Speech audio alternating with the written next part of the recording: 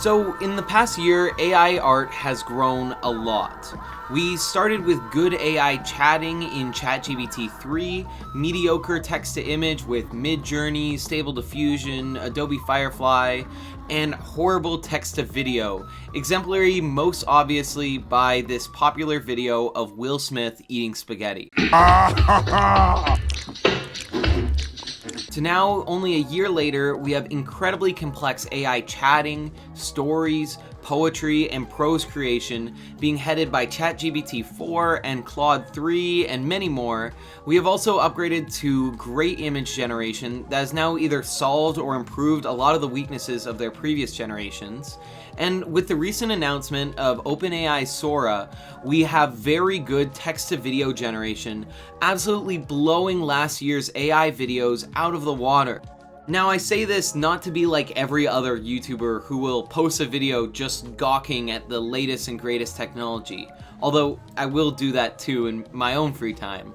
But mainly I wanted to illustrate the speed and trajectory that AI is on. It is becoming increasingly obvious that something like a full-length AI movie could be possible. And I mean, technically we already could do this by stitching an AI script creation from ChatGPT, AI text-to-speech and sound effects from various programs, and an AI video from Sora or something like it.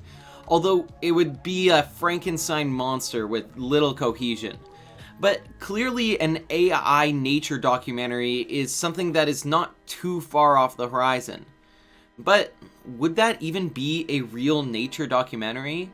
I mean, it's not real nature or a real documentary when you think about it. I was watching a YouTube video by Ludwig where he proposed the possibility that soon in the future, a movie studio could use AI video tools like Sora instead of going back for reshoots. I find this interesting as it would be small steps like this that would act as a transition point between videos shot in reality to content fully created in AI. I also find videos particularly interesting, partly because it's my passion, but mostly because I think video as a medium is the primary way that most people consume art these days. People are no longer consuming art through paintings or writing like they used to, and are mostly consuming art through video content. And now that the walls of traditional video are being torn down by AI, we are posed with new questions about the role that AI art will play in our content-consuming future. Now, a common complaint of AI art of the past is that it is soulless, that is lacking the passion and realness that only a human would be able to put into art. But in the past year, I would argue that AI art has actually grown out of this complaint, and that lack of realness that people thought they were seeing in AI art was actually just a less developed AI art model. So the question I want to ask you today is, if AI art was indistinguishable from real life art, would you still consume it? If Brad Pitt, Leonardo DiCaprio, and Margot Robbie leased their likeness to a movie studio who used AI to create a full movie, would you watch it? How would you feel about going to an art exhibition and spending your money to see something that a program has made? Does it make you feel a little icky? Because if it does, I would argue that icky feeling of not wanting to consume art made by a program, even if it looks and feels exactly the same in every way, could be where the soul of art is. But before we can talk about that in more detail, I need to address the naysayers in the room. Because I have found in consuming and having tons of conversation around AI art, the philosophical side of the conversation gets ruined by needless doubts and details about where the technology currently is, and where is it going, and how is it going to be regulated, and so on. So I'm going to quickly outline and debunk some common pitfall conversations that can stop us from actually getting into this question. Okay, number one pitfall conversation is talking about any shortcomings that AI has right now to create realistic photos, videos, content, or any form of art. These conversations are interesting for sure, don't get me wrong, and I could yap for a long time about how AI struggles with hands and words, and how these wolves in the Sora promo video appeared out of nowhere. But in this video, I am trying to zoom to the end game of AI art, where all AI art is indistinguishable from human-made art. And a roadblock that I've seen consistently in conversations around AI is when people talk about how bad or how soulless the art looks now, to dismiss an actual interesting, meaty, philosophical argument of what it would be like if AI art was indistinguishable from human art, and what that would mean. The second pitfall conversation that I see all too often is the concept that AI can't innovate or create new art styles. Okay, if this is trained on all videos that have ever been made by humans, then surely it can't be innovative or creative in ways that humans haven't already been, right? This is the idea that since AI only derives knowledge from current art that exists already, it is incapable of innovating and developing new styles of art like a human could. And while this thought may be comforting to me as an artist myself, it's just not really true. All art is derivative and inspired in some way or another by past works, and while we have taken incremental baby steps through humans pushing the limits of what's possible in a given film, photo, painting, you name it, there's no evidence that AI would not be able to innovate in the same way that humans have. Although I will say that this is a highly debated and contested issue within AI at the moment. And the third pitfall conversation that I see is the idea that AI is just a new technology, a new tool, just like a past VFX software or a past program. And people who argue this line of logic say things like, humans will still be at the helm, and hey, there is still some creativity in being able to prompt AI well.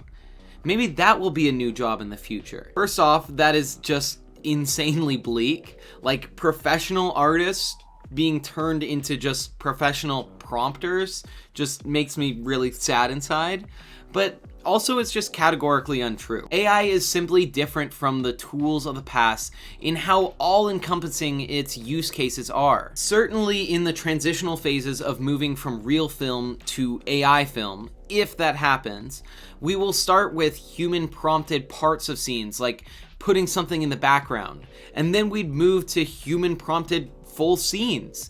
But then there's this assumption that that's where it would stop, when actually AI would then go from human-prompted scenes to human-prompted full movies to just prompting AI by saying, make an interesting movie. This pitfall conversation seems to make sense at first because AI, as it stands right now, is being used as a tool and not this all-encompassing thing.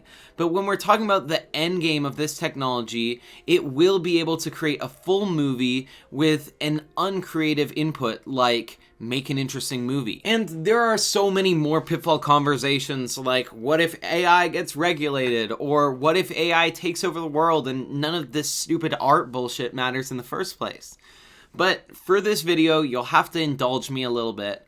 And while I don't have a crystal ball, and there is a good chance that my AI predictions are all wrong, there is a reasonable argument to be made that considering the pace from the last year to this year, this is a potential trajectory of AI, and I think that addressing the potential problems that may arrive before we get there is a worthwhile conversation to have. So let's revisit the AI art problem again. Have you been thinking of what your answer is? Would you consume art that was made by AI if it was indistinguishable from real art?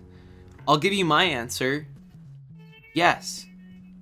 Well, sorta. Let me explain what I mean in a super YouTube way with a tier list of replaceability by AI. Right now, I consume a lot of YouTube content every day. Some of it is really high quality stuff, and by high quality I don't mean that it was perfectly made or shot really well, although that is usually also true. I mean that it has a soul behind it. Some people in this S tier include Casey Neistat, Bo Miles, H Bomber Guy, and many, many more. And while I do care about the content in this category, I also really care about the person behind it, who has an evolving, ever-changing, but distinctly human ethos and soul that leads them to make the stuff that they make. Then, as I work my way down the tier list of content I watch, the gap between how much I care about the person versus the content grows larger and larger. I love Johnny Harris as a creator, But I also watch him mostly for the topics that he covers. Phil DeFranco seems really nice, but I just like a quick variety news show to watch in the morning, and I'm more interested in the topic that he's talking about. And when we get to the D tier for me, there are people like Sunny V2, Oompaville, or Turkey Tom. I'm really exposing my subscription list.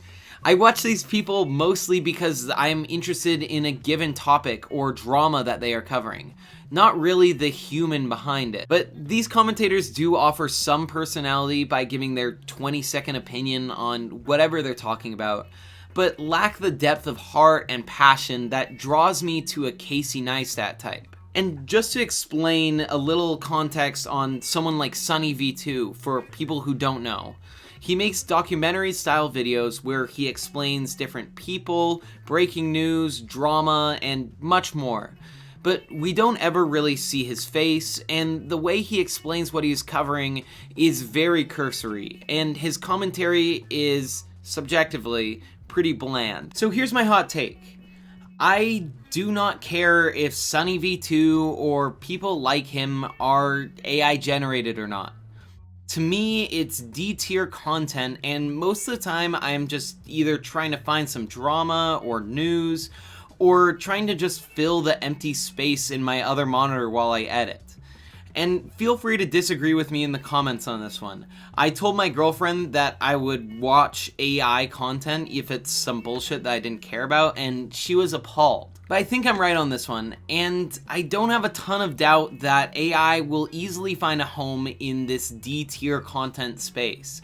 Mostly just because it already has. I mean, look no further than the rise of short-form AI-generated content through things like Reddit stories, short explainer videos with text-to-speech voice, fake stories made with AI. We already consume so much more AI content than we realize.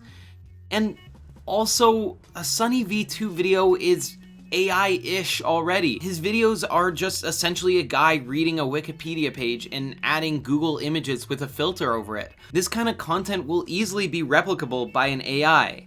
And while in an AI-led world, Sunny V2 may still make videos that people find interesting, he will also be competing with people who are using AI art to create 20 videos of the same quality in the same amount of time, flooding the market and diluting his percentage of market share. And I'm sorry, this wasn't meant to be the roast of Sunny V2, but I do think that he is a great example of content that is not really authentic and is already heavily disconnected from him as a person. But I'm not everybody, and every individual will have their own tier lists of people that they like, and also a cutoff line where they care if it's soulless McDonald's content generated by an AI or a steak dinner content made by a chef. In the future, we will all draw a line and put content that we care about being real above it, and content that we don't really care below it. And YouTube as an art form is one example, but the same concept would go for painting, stories, movies, and much more. But because AI art is so cheap and easy to make compared to full effort content, it's possible that it will flood the market with art and will end up pushing everybody's line further and further up, where maybe you don't care if a B or C tier video was made by AI or not.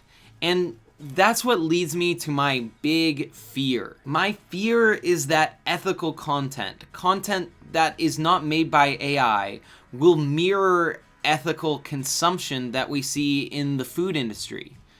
Nobody sets out to eat food where the animal has been abused or it is ruining the environment, but sometimes it's just easier, more convenient, or most importantly, cheaper than trying to shop for ethical food, so we get it anyways.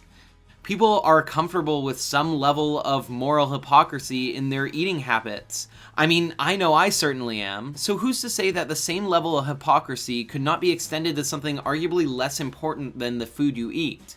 The content that you watch. And yes, there will be the vegetarians and vegans of the content watching space. The people who won't allow themselves to consume AI for all the right reasons. And more power to you guys. I admire your principled stand. But those people make up a tiny percentage of the food consumption industry, an industry that is literally verifiably abusing animals and destroying the planet. So there's no reason to believe that there's going to be a larger percentage of people who care that much about ethical content consumption, something that in a lot of ways is less harmful than the food consumption industry. So that's the negative side of things for sure. But there are positives too. The market of preferred content by people is an ever-swinging pendulum, and with the recent rise of homegrown creators from TikTok and small YouTubers, people seem to be craving more and more authentic content. Even Mr. Beast is moving away from having a cut every 3 seconds to featuring more personality and realness in his content. And with the rise of AI content and low-effort content in the last 5-10 years, there has been a sizable pushback from people who want to see authentic content. Take the channel Outdoor Boys, with content that is long as hell, has no music, and has very little cuts or edits, and features a guy surviving in the woods for days on end. It is not a coincidence that this channel and others like it have blown up in the past few years. These channels should be seen as bellwethers of people being fed up with the lack of authenticity in the content that they consume. And while AI will get better and will carve out a chunk of the current art market, authenticity is something that you can't really fake. So does art have a soul? Well, in my opinion, yes. And the soul of our art can be found in the humans behind the art, not even in the artwork itself. The story of a painting can be just as much, or sometimes even more powerful than the painting itself. Us humans care deeply about connecting with the people around us, and I believe we do care about the pain, the joy, and the humanity that went into each and every brushstroke of a painting, even if an AI could replicate it in 3 seconds. And it's that soul that we find in art that will keep real paintings around. It's scary though, and it's hard to know what the future will hold. But I'll leave you with a similar message that I gave after my Blurring the Lines video, where I talked about how media is becoming more and more embedded in our lives. Be a little parasocial. Connect with the person or people behind the content you consume. Connect with the uniquely human person art with all of its quirks, flaws, and amazing qualities, and find and seek out authenticity more than anything. Because more than principled stands, that emotion that you have for the soul behind the art will not only make you enjoy the content you consume, but also ensure that there will be more of that content for time to come. My name is Jonah, and thank you for watching. Hey, so as I'm wrapping up this video, I just have one more thought for you. This video and all my other videos should not be taken as facts or rules to live by at all, but rather an invitation for a conversation. Sorry for the cringe language. You could disagree with me on every point in this video, and you would be totally justified in doing that. I love making these videos because I love having these kinds of conversations and arguments with others, and I hope that through this video I can do this with you guys. I hope that this video can serve as the start of a conversation for somebody, not the end of the conversation. Anyways, I'm looking forward to making more videos for you guys. Thank you for watching, and I'll see you soon.